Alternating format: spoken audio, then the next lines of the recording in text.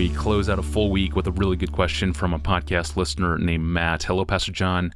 How have you dealt with receiving feedback and criticism from people you don't really respect, even if what they're saying has some truthfulness in it? Or another way of asking it is this: how have you dealt with receiving feedback and criticism from people who are just simply not good at giving feedback in a loving and encouraging way? What would you say? Good question. No criticism is pleasant to receive, and all of us have a great spiritual work to do in our hearts, in humbling ourselves under God's mighty hand, as Peter says in chapter 5 of his first letter, and as Philippians 2 says, counting others more significant than ourselves and taking thought for the interests of others, not just our own, and emptying ourselves the way Christ emptied himself to become a servant. So we need to overcome our pride that makes it so difficult to be corrected. Ooh, how we hate to be corrected. That is, emotionally, it just feels so bad. And yet it's so good for us sometimes. If we don't overcome that pride, we will lose our usefulness in God's service. We'll never grow beyond the mistakes we make, and we might even make shipwreck of our faith.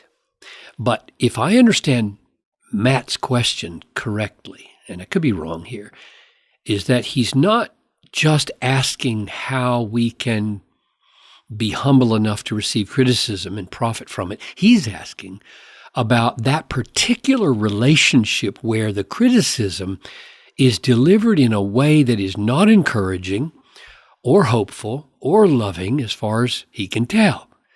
And my guess is, it's just a guess, that he is asking this about a relationship with someone who is close to him, because the criticism that comes to us from a distance, say through social media, isn't usually as painful as the criticism that comes from a family member or a friend or a colleague at work or church.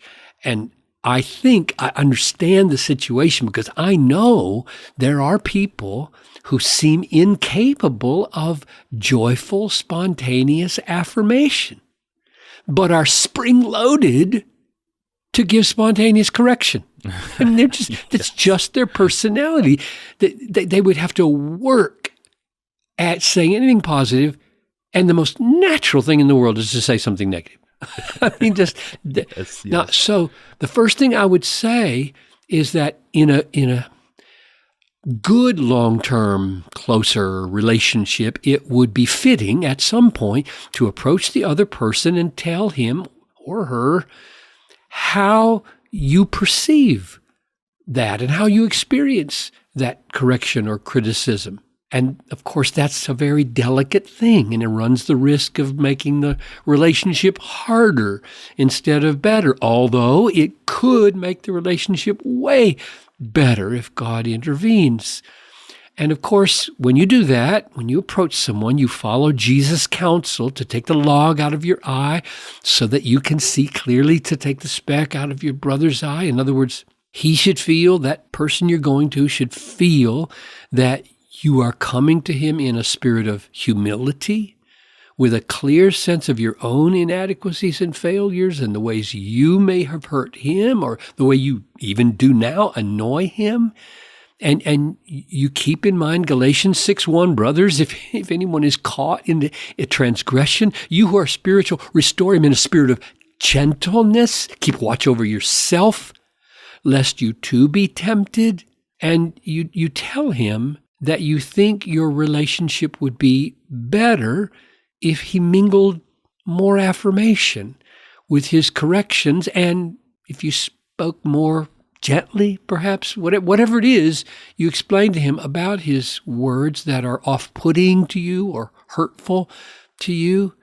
And then, with hope, you leave it and you go on your way, doing your business, modeling for him as much affirmation as you can without being flattering or manipulative. And if no change comes about, and my guess is that's where he is, it's where many of us are, in fact, everybody probably in some relationship. If no change comes about, then we have our work cut out for us.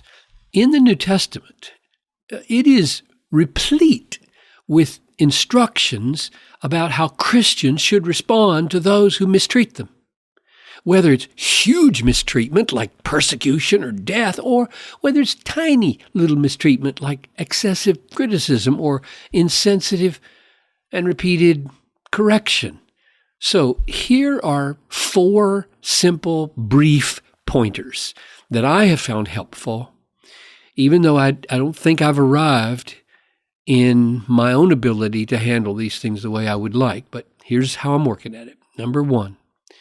Remember that there are words for the wind. Job says in Job 6:26, do you think that you can reprove words when the speech of a despairing man is wind?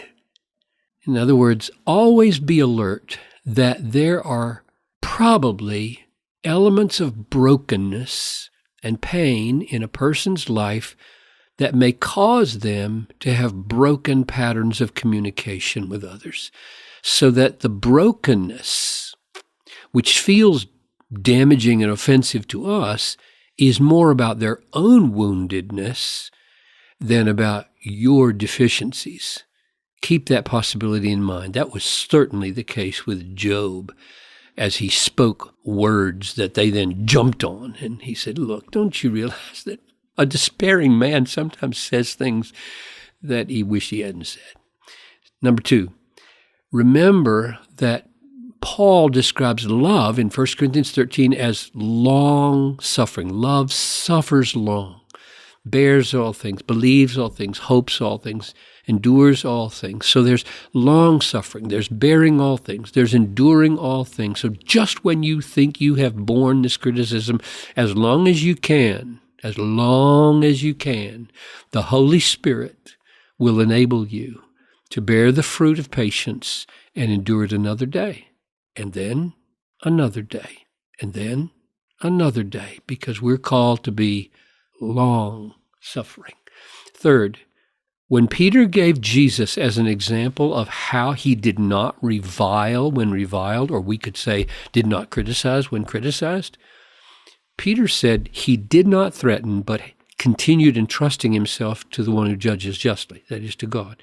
In other words, God is the final judge about whether you are being mistreated, and he will settle the matter perfectly.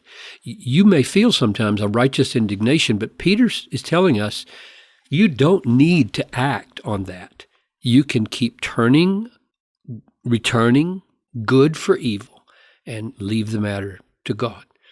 And finally, in order to keep your bearings in a relationship that seems unduly critical, you need a fellowship of godly people around you who give you both godly affirmation for the evidences of God's grace in your life and loving criticism.